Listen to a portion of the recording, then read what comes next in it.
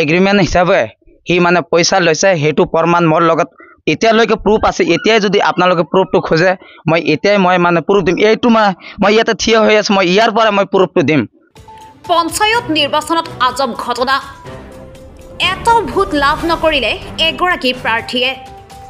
সদ্যঘোষিত পঞ্চায়ত নিৰ্বাচনৰ ফলাফলত আলুখুন্দা গাঁও পঞ্চায়তত এই ঘটনা। 1 লাখ টকাৰ বিনিময়ত নিজৰ লগতে পৰিয়ালৰ ভোট বিক্ৰীৰ অভিযোগ।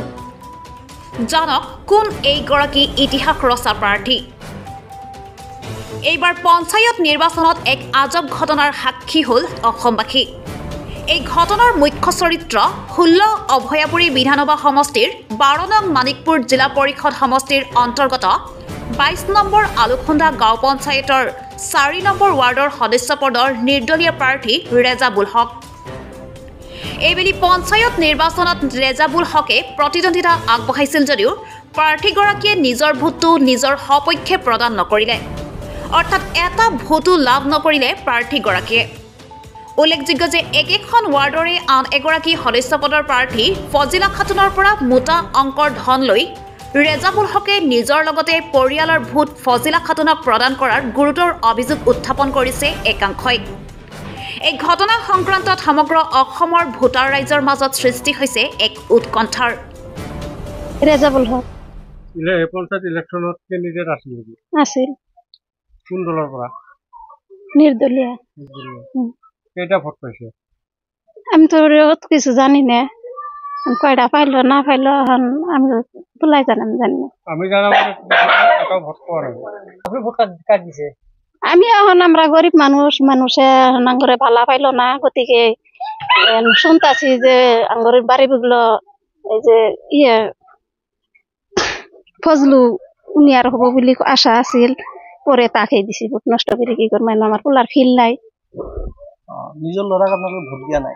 দেখতাছি ফিল নাই, আমরা গরিব মানুষ। সন্তান রেজাউল যিয়ে নির্বাচনে প্রতিদ্বন্দ্বিতা করেছিল তার নিজের ভোট নিজেই দিয়া নাই নাকি?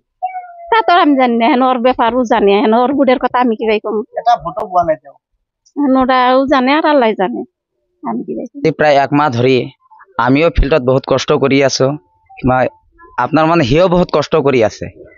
কৰি আমি মানে সবকেইটাই মানে আমি সকলোৱে মিলি আমাৰ ৱাৰ্ডত আমি বহুত মানে যুঁজাৰ পিছত মোটামুটি 1 সপ্তাহমান আগত তেওঁ ৰেজাউল সেইটো ল'ৰা মানে যিয়ে মানে কেণ্ডিডেট আছিল, সিয়ে নিজে আমাৰ ৱাৰ্ডৰ আপোনাৰ মানে যিটো মানে ফজিলা খাতুন আছিল তেওঁৰ পৰা 1 লাখ টকা এগ্ৰিমেণ্ট হিচাপে সি মানে পইচা লৈছে। সেইটো প্ৰমাণ মোৰ লগত এতিয়ালৈকে প্ৰুফ আছে। এতিয়াই যদি আপোনালোকে প্ৰুফটো খোজে মই এতিয়াই মই মানে প্ৰুফ দিম। এইটো মই ইয়াতে থিয় হৈ আছো, মই ইয়াৰ পৰা মই প্ৰুফটো দিম।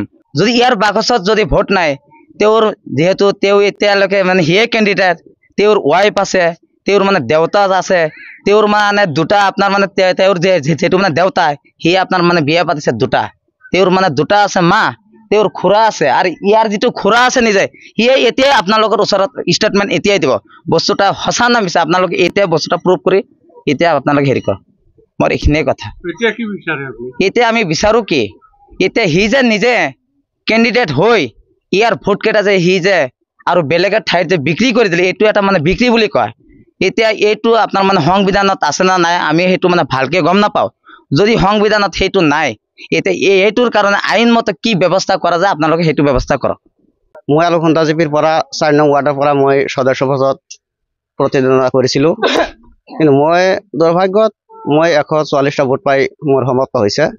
কিন্তু মোৰ বিৰোধী আৰু বহুত কেণ্ডিডেট আছিলে, কিন্তু ইয়াত যেহেতু ৰেজাউল কৰিম আছিল তেওঁ কেণ্ডিডেট হিচাপে আছিলে, কিন্তু তেওঁৰ বক্সত এটা ভোটো পৰা নাই। মই পলিঙত নিজে মই আছিলোঁ। কিন্তু কি হ'ব পাৰে আপোনাৰ মতে কি হ'ব পাৰে? ষড়যন্ত্ৰমূলকভাৱে কোনোবাই ভোট দিয়া? হয়তো নিশ্চিত, কাৰণ তেওঁ কেণ্ডিডেট হিচাপে তেওঁ নিজৰ ভোটটো হ'লেও পৰিব লাগিছিলে, তেওঁৰ মাক দেউতা সেইখিনিও পৰিব লাগিছিল। যদি পৰা নাই নিশ্চয় কোনো ষড়যন্ত্ৰ আছে। News desk report, news time 3।